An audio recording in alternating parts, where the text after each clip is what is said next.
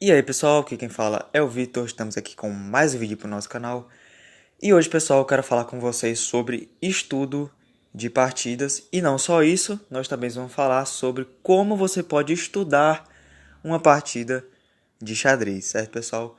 E como toda coisa que você faz na vida, quanto mais você faz, melhor você fica, né? O segredo para melhorar é a repetição, certo? Então, quanto mais quanto maior for o seu nível, né, melhor você vai fazer aquilo, certo? Então, no começo vai parecer mais difícil, mas é claro que o segredo é persistir, né? Então, para a gente dar início a esse tema, eu quero trazer aqui uma partida exemplo que a gente vai estudar nesse vídeo aqui com vocês, que é uma partida que foi jogada entre o Karpov e um Zicker em 1974, certo? É uma partida bem famosa. Se você já estudou o Karpov minimamente, você vai conhecer essa partida, certo, pessoal? E aí eu quero trazer aqui um estudo para ver o que a gente consegue absorver dessa partida de acordo com o meu nível, certo? E aí você também pode fazer essas análises durante o vídeo. Eu vou mostrar para vocês como você pode estudar essa partida e outras partidas, né? Claro. E aí vocês vão ter como exemplo, certo? Então vamos lá, Karpov estava de brancas contra um Zicker, 1974. E vamos lá. Eles vão jogar uma variante bem tradicional, que é a abertura Ruy Lopes, certo? Inclusive eu tenho uma série de vídeos aqui no canal explicando mais aprofundadamente sobre a abertura Ruy Lopes, né? Inclusive está em andamento ainda, né? Esses vídeos. Vou trazer mais variantes ainda. Mas por enquanto o principal já está lá postado, certo? Então se você quiser, tiver curiosidade de aprender mais sobre a abertura Ruy Lopes, inclusive para entender essa partida é bom que você saiba as ideias da Ruy Lopes, né? Porque acontece também. Então vamos lá, só continuar aqui a análise. Seguiu com A6, que é a variante mais comum, né? Que é a defesa morph, né? Com A6, jogou bispo A4, cavalo F6, roque, bispo E7, torre E1, B5 e bispo B3. A variante bem comum da Ruy Lopes, né? Seguiu com D6, branca joga um C3. Aqui as brancas tinham várias opções, poderiam jogar A4, H3, né? Até D4 é analisável. Mas aqui Karpov segue com a linha mais comum de todas, que é com C3, né? Permitindo o gambito macho, que eu também falei lá na minha série de vídeos. Então, se você está curioso, vá lá assistir, né? Estratégia de marketing aqui. Fez roque e seguiu com H3, cavalo A5, que é bem natural, querendo pegar o bispo de casas brancas. Joga com bispo C2 e C5, né? Trazendo o peão para uma casa central e dominando ali, né? Mais a casa de D4, né? Evitando o D4 das brancas. Mesmo assim, Karpov jogou D4 e jogou com Dama C7, né? Aqui as pretas têm várias opções também, né? Pode simplesmente fazer C toma D4, aí C toma D4, E toma D4, cavalo toma D4 e vai seguir uma posição de caráter mais aberto, certo? Onde as pretas vão tentar pressionar ali um ponto de E4, certo? Que é um ponto mais frágil, né? Mas, em compensação, as brancas vão ter um peão isolado, né? Para atacar no lado preto, né? E um potencial ataque ali na ala do rei. Então é uma posição equilibrada, certo? Mas as pretas resolvem seguir aqui com dama C7, que também é um lance comum, né? Que segura aqui a cadeia de peões, né? Caso tome. E aí a dama fica de olho aqui no peão de E5, certo? Segurando ali, né? A base. E aí Karpov joga cavalo de BD2, que é um plano típico também da Ruy Lopes, levar esse cavalo para F1 e aí ele vai decidir, né, se vai colocar o cavalo em E3 ou em G3, né?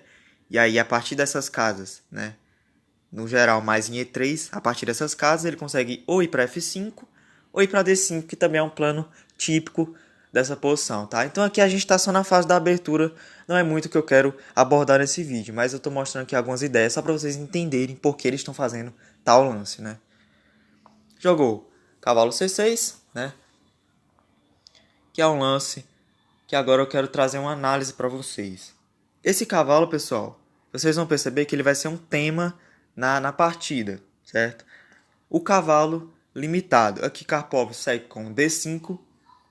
E percebam que esse cavalo ele não tem muitas casas disponíveis, né? Ele tem a casa aqui de A5, A7, B8, né? e D8.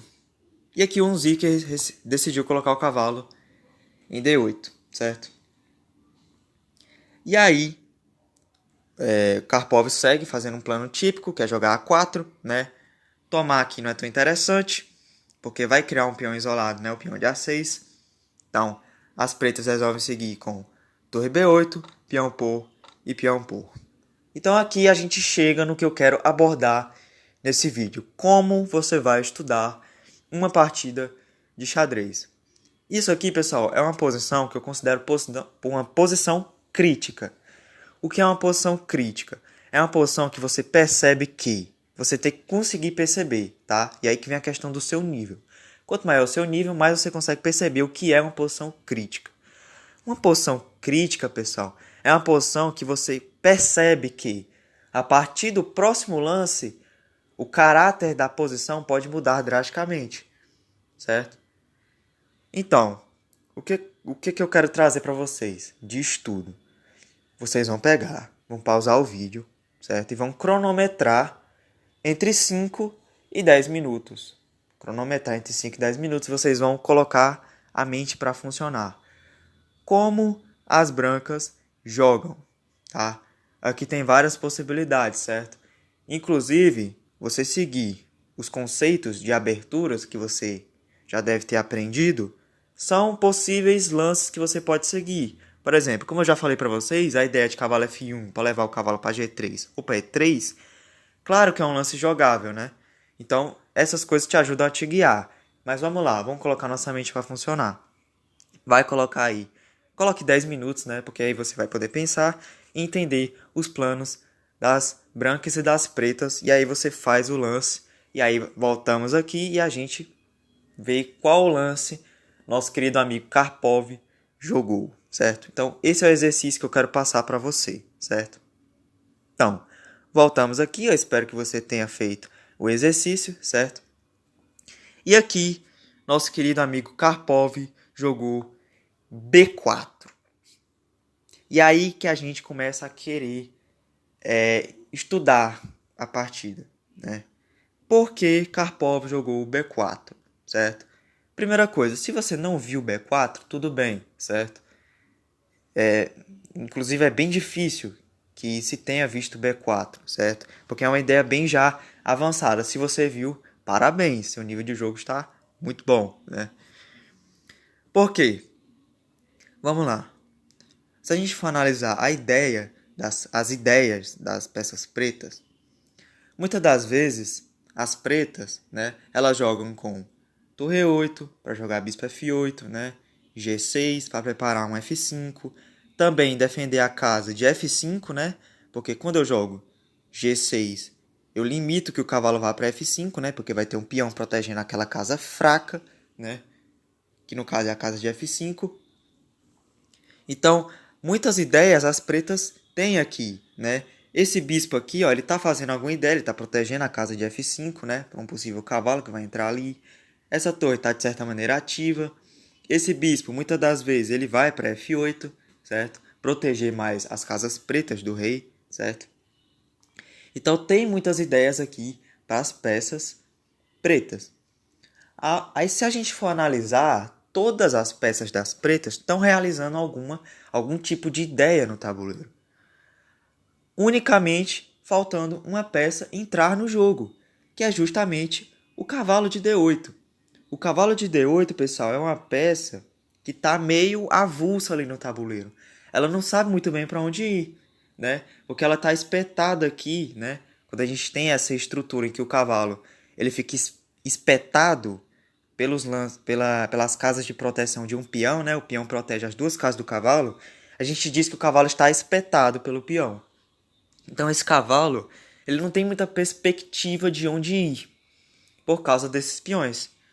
A única casa que no momento está disponível para o cavalo é a casa de B7. Então percebam que o cavalo só tem isso para ir. E o Karpov, vendo isso, o que ele joga? B4. Porque quando o peão está em B4, não interessa se as pretas avancem, se elas tomem. Quando o cavalo chegar em B7, ele vai ficar espetado de novo por outro peão. né? Que no caso agora é esse peão que espeta essas duas casas. Então, Karpov jogou esse lance principalmente pensando na limitação desse cavalo. E vocês vão perceber, pessoal, que esse cavalo limitado vai ser um tema na partida, certo? Isso aqui, pessoal, é uma ideia bem profunda, né? Você pensar qual é a ideia do seu adversário, o que o adversário quer fazer, né? Cada peça aqui tem já um plano definido, como eu já disse para vocês. Mas esse cavalo de D8, ele está em problemas, né? Ele tem que achar alguma maneira de jogar na partida. Então, percebendo isso, Karpov joga B4, que é um lance que vai limitar aquele cavalo posteriormente, certo? E um Zicker segue com o cavalo B7, porque não tem muito o que fazer. Esse cavalo tem que ir pelo menos para aquela casa, certo? Seguiu o cavalo F1, agora continuando os planos, né? Então, perceba como a mente do Karpov funciona. Ele vê os pontos fracos do adversário. Né? Então, antes eu poderia muito bem jogar, antes de B4, né? Eu poderia muito bem jogar cavalo F1. Ninguém vai me condenar por fazer esse lance. Só que primeiro o Karpov, ele para o plano dele e vê, rapaz, o cara tá com um problema aqui, vou me aproveitar desse problema e depois eu continuo com o meu plano, certo? Então é uma coisa assim muito avançada que só os jogadores fortes conseguem perceber, né? Jogadores de um nível maior, assim, né, que eu falo. Jogou B4, cavalo B7, cavalo F1 seguindo com o plano. As pretas jogam bispo D7, que é um lance que abre aqui a coluna da torre, né? Porque querem fazer esse tipo de ruptura e deixar, né? Pelo menos com a coluna aberta aqui, né? Para trabalhar. Seguiu um lance de desenvolvimento comum, bispo E3, né? Desenvolvendo uma peça, né? Trazendo a ideia de conectar as torres posteriormente. Seguiu torre A8. E aqui Karpov segue com dama D2, conectando as torres. Tá fazendo o dever de casa aqui o Karpov, né? Pretas seguem com torre de FC8, certo? Que é um lance que traz uma ameaça, né? Tá ameaçando peão por e vai cair o nosso amigo bispo. Então Karpov, vendo isso, simplesmente defende o bispo.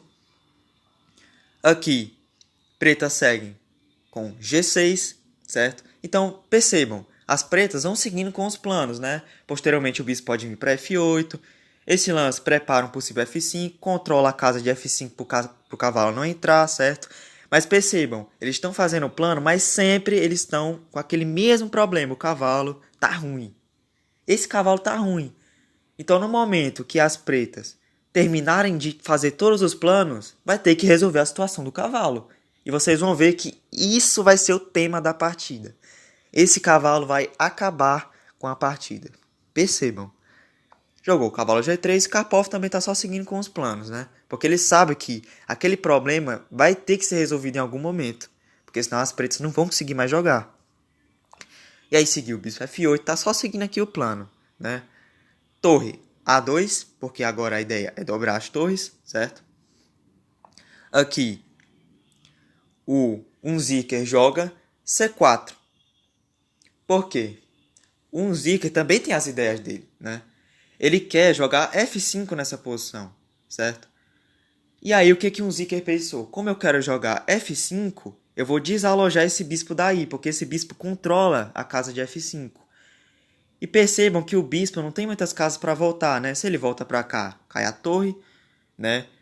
E se volta para cá ou para cá, bom, aí o nosso bispo vai tirar o contato ali daquela casa F5, certo?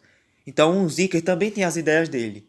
Mas o Karpov, que é o Karpov, simplesmente jogou bispo B1. Ah, mas impediu que as torres dobrassem. É o Karpov, irmão. Vai discutir com o cara? Ele quer deixar o bispo aqui evitando o contra-jogo F5. Por quê? Porque, de novo, o Karpov está com a ideia na cabeça. Ele tem que resolver o problema desse cavalo. Se o cavalo voltar para D8, beleza, tá com o mesmo problema de novo. E aí? Então, o que o Karpov pensou? Eu vou evitar esse contra-jogo e vou deixar ele se virar com aquele cavalo. Não tô nem aí, certo? E aqui jogou dama D8. E aqui, pessoal, sinceramente, um Zika já tava sem ideias. Porque o que essa dama tá fazendo em D8 que não seja tirar a casa de volta do cavalo, né? Então, o que foi que o Karpov fez nessa posição? E agora, de novo, aquele mesmo momento, a gente pausa, faz uma análise e vê o que o Karpov joga, certo? Eu vou dar uma dica aqui. Uma dica. O Karpov, ele quer dobrar as torres, né? Tem um bispo ali atrapalhando, mas ele quer dobrar as torres, certo? E aí, a gente faz aquela pausa e, né, vamos ver o que o Karpov jogou, faça aí as suas análises, e aí a gente volta depois com o lance. Voltamos aqui, pessoal, e o lance do Karpov é um lance que fala para o adversário o seguinte: tu está dominado. Se o meu adversário, né, numa partida assim pensada e a gente está jogando um jogo sério, se o meu adversário faz esse lance, eu prefiro abandonar, certo? Eu prefiro levar mate do que levar esse lance. Sendo bem exagerado, né? Karpov simplesmente jogou aqui bispo A7. E aí você pensa, rapaz, meteu o bispo no meio de uma cravada. Mas aí eu lhe digo, o que as pretas vão fazer em relação a essa cravada? O que elas podem fazer aqui em relação a essa cravada? Porque agora o Karpov quer jogar bispo C2 e dobrar as torres. Porque quando joga bispo C2 não tem mais torre, captura torre. E aí? Me diz aí, o que as pretas vão fazer em relação a isso? Não tem o que fazer. Então Karpov ele diz, tu está dominado. Eu vou meter o meu bispo no meio da tua torre e vou fazer a dobrada de torres que eu quero. E aí, tu vai fazer o quê? Então esse lance, pessoal, é um lance de você olhar para a posição e querer abandonar. Certo? Porque basicamente o Karpov tá tirando um sarro do cara, né? E o Zíker não é nada ruim, tá? É um jogador fortíssimo aí, né? Mas levou esse bispo A7 na cabeça, né? E aí, seguiu. Cavalo E8, tentando preparar o F5, né? Tá tentando seguir com os planos, mas, de novo, tá com um problema desse cavalo, né? Se esse cavalo já tivesse bem colocado, as pretas poderiam muito bem jogar a torre C7, né? Querendo explorar aqui o bispo. Mas o cavalo tá atrapalhando a posição, né? Seguiu o bispo C2, cavalo C7. Então, tipo assim, o Unzica tá meio que passando o lance. Porque o que esse cavalo vai fazer aqui também, né? Não tem nem como jogar cavalo C6 para tentar tomar o bispo, porque toma de torre, né? Então, cavalo A6, né, que eu digo. Então, o que esse cavalo tá fazendo aí? Basicamente, o Unzica tá passando o lance, né?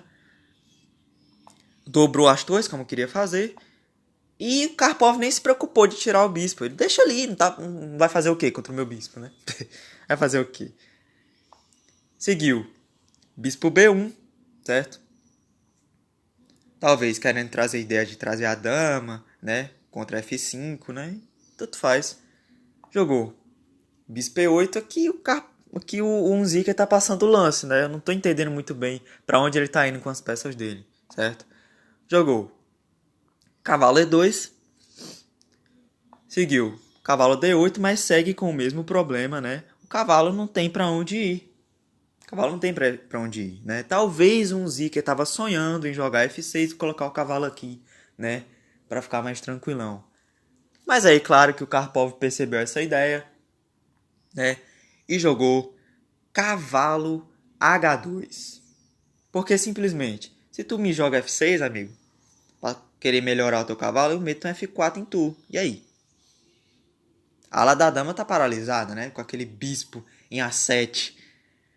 Que basicamente matou essa torre, né? Pra onde essa torre vai? Matou ela, acabou. Essa torre tá morta, né? E aí eu vou meter um F4 em ti, e o que tu vai fazer? Boa pergunta, né? Jogou bispo G7 e toma F4. Jogou F6, né? Poderia tomar, não seria um lance ruim, mas aí, ó, toma e as pretas e as brancas, né, vão montar aqui na posição, né? E vai ser difícil jogar aqui, né? Mas não jogou isso. Jogou F6. E aqui, Karpov joga F5. Tomar não pode ser muito bom, porque depois que toma, bom, aí assim a posição vai ficar mais paralisada ainda, né? Porque não vai ter mais rupturas para as pretas. E aí vai ter que resolver o problema desses cavalos, certo?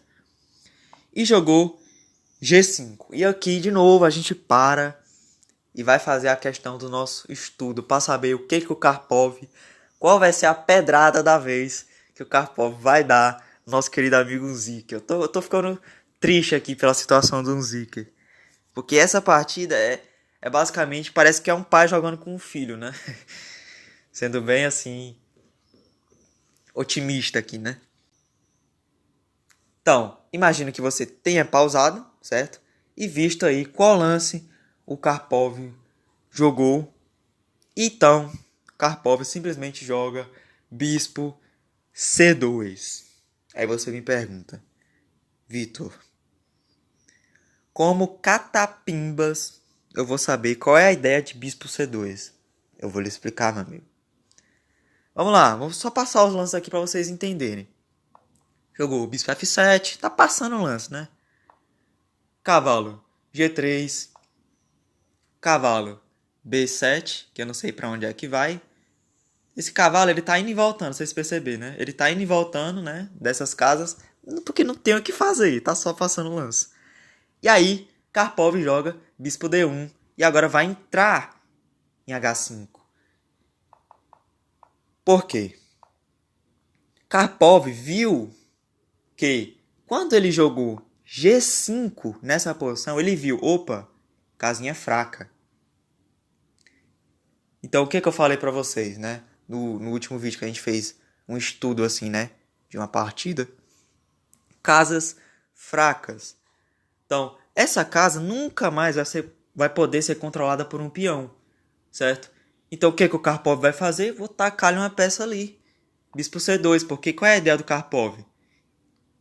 Meter uma peça ali. Porque aquela casa não é mais controlada por peões. Só pode ser controlada por peças. Então o Karpov vai querer colocar uma peça ali, né? Vai querer se aproveitar da debilidade do adversário. E uma coisa que está me deixando bem intrigado. Eu não me lembro. Eu acho que no último lance da partida ele tira o bispo de A7. No último lance, que o cara já tá quase abandonando, é aí sim que esse bispo vai sair daí. É engraçado como esses conceitos de dominação são poderosos, né? Então, quando o adversário jogou G5, Karpov viu, opa, meu bispo vai entrar ali. E ele viu isso muito antes de acontecer. E por que isso é tão interessante? Principalmente quando o adversário está dominado. Porque como ele está dominado, não tem o que ele possa fazer. Então eu vou conseguir jogar isso aqui, ó. E ele vai fazer o quê? Nada. Não tem o que fazer. Jogou bispo C2, bispo F7, cavalo G3. E agora eu acho que um Zicker percebeu que o Karpov queria jogar isso aqui. Mas eu acho que já era tarde demais, né? Ele ainda não percebeu, achei que ia ser o lance agora. Jogou cavalo B7, que não faz muita coisa. E depois de bispo D1, aí sim eu acho que ele viu que a entrada aqui ia ser perigosa. E não defendeu. Eu pensei que ele ia jogar dama E8. É porque eu vi essa partida faz tempo, mas... Tá, continuando. Jogou H6 e colocou o bispo em H6. Ah, tá. Agora sim ele jogou dama E8. Simplesmente dama D1, né? Karpov querendo cada vez mais se aproveitar daquela casa. E voltou o cavalo para D8, né? Como a gente já viu, esse cavalo não resolveu o problema dele até agora. Tá só indo e voltando. Jogou torre H3. Isso aqui é o tipo de lance... Torre A3, né, na verdade. É o tipo de lance que você olha assim... Porque, assim, não tinha necessidade dele jogar torre A3. O que torre A3 tá fazendo? Né? Aí você olha e pensa, cara... É tipo o Karpov olhar pro cara e falar... Cara, a tua posição tá tão dominada que eu posso simplesmente passar um lance. Passei um lance aqui, e aí? Eu imagino que seja isso, porque não tem necessidade, né? Esse bispo aqui nunca que vai ter perspectiva de ameaçar esse peão, né? Nunca. Então, eu acho que o Karpov tava só, né? Cozinhando aqui o cara, né? Porque não sei muito bem pra onde ele tava indo com esse lance, né? Com dama, com torre A3, né? Tudo bem? Jogou rei F8, que eu também não sei pra onde está indo. Talvez esteja saindo de temas, como dama G4. Torre A2, que eu também não entendo porque o Karpov fez. Então o Karpov ele tá Ele tá realmente dominando estrategicamente o cara, né? Percebam que a quantidade de peões está igual, o número de peças está igual, né? Tudo está igual na posição, materialmente falando. Mas claramente você percebe que o Unziker está espremido na posição, não tem o que ele fazer, não tem planos, ele não tem rupturas. E o Karpov, ó, a cada momento melhorando a posição. E aí joga torre A3, torre A2 e fala, o que tu vai fazer? Boa pergunta. Aí volta o rei para G8, cavalo G4 e claro, né? No auge da carreira do Karpov ele não vai entregar uma peça, né? Porque bispo captura H6 não ganha uma peça, certo? Todos nós já sabemos. Bispo captura H6, cavalo captura H6, dama captura H6 e vai levar um lindo cavalo. Opa! Essa. Não, a vez das pretas. Toma. Quando toma de dama, vai levar um cavalo F6 na cabeça, dando cheque no rei, vai cair a dama. Não tem o que fazer, certo?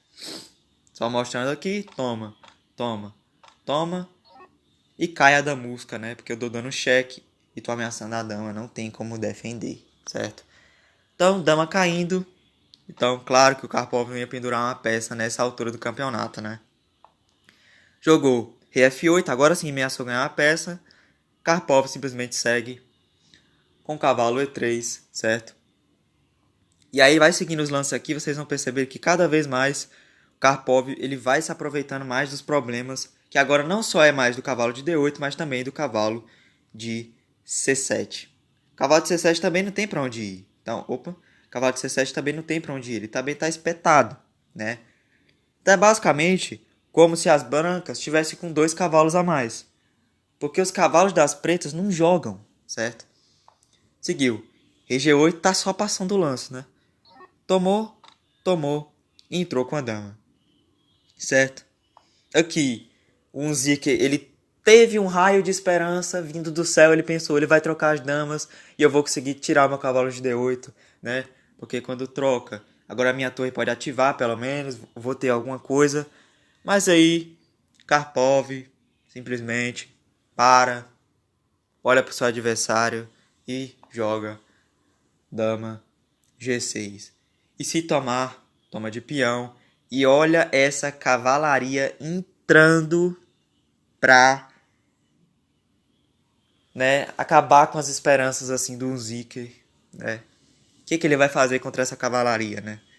Vai começar a ameaçar peão, entrar com a torre, e o negócio vai ser triste aqui, né? E o bispo lá em A7, tranquilaço. Quem é que toca nesse bispo? Ninguém. Ninguém toca nesse bispo, né? E aí, passando o lance, trouxe o cavalo, ameaçou o bispo, agora trouxe a dama defendendo. Tirou o bispo finalmente. Agora o bispo saiu, né? Porque agora vai ter contra-jogo, né? Vai entrar pelas colunas, né? Aqui, basicamente é obrigado a trocar, e quando troca... E aí o Unziker jogou esse torre B8 ameaçando o bispo, né? Ele falou, eu vou ameaçar esse bispo. Mas aí o Karpov simplesmente ganha uma peça. Não tem o que fazer. Unziker abandona a partida, né? Eu abandonaria a partida depois desse lance aqui, né? Vamos voltar aqui. É meio absurdo, né? Como é que esses caras jogam. Eu abandonaria a partida no bispo A7. Falei, tá bom, Karpov. Já sei que você é melhor. Tô me retirando aqui. É isso. Muito obrigado pela partida, né? E partiu pra próxima, né, pessoal? Enfim, brincadeiras à parte, qual é o treinamento que eu quero dizer pra vocês, né? É claro que essas ideias são difíceis de serem vistas, principalmente quando você é iniciante, quando você tá aprendendo o jogo, né, pessoal? Eu entendo, eu passei por muita dificuldade, certo? Pra aprender a ver mais essas ideias. Mas estudo de livros, ver partidas famosas, estudadas e comentadas por outros jogadores, ajuda bastante a você começar a entender mais esses temas, tá, pessoal? E aí o treinamento é esse que eu queria passar para vocês, tá? Você parar, identificar uma posição crítica, certo? E você pensar o que o jogador vai jogar naquela posição, né? Por mais que seja difícil, e muitas das vezes os lances vai ser óbvio, certo? mesmo que seja um lance óbvio, é bom você trabalhar a sua mente, certo? Porque se você não trabalhar a sua mente, nunca você vai ter esse direcionamento, tá bom? Então esse é o treinamento que eu queria passar para vocês, tá, pessoal? Estudem partidas de grandes mestres, porque essas ideias aqui você nunca vai aprender, né, em um vídeo no YouTube. Tá aprendendo agora no vídeo no YouTube, né, ironicamente falando. Mas o que eu quero dizer essas ideias mais profundas você tem que achar em livros, né, procurando realmente mais a fundo, né? Então, esse bispo A7 você não ia encontrar tão facilmente, né? Quando o seu adversário tá tão dominado assim que você consegue se meter no meio de um tema tático assim e o cara simplesmente não tem o que fazer, né? Então isso aqui é uma coisa que só estudo aprofundado vai te dizer, certo? Então é isso que eu queria trazer para vocês nesse vídeo. Espero que vocês tenham gostado. Deixe seu like, compartilhe com seus amigos e até a próxima, pessoal. Valeu!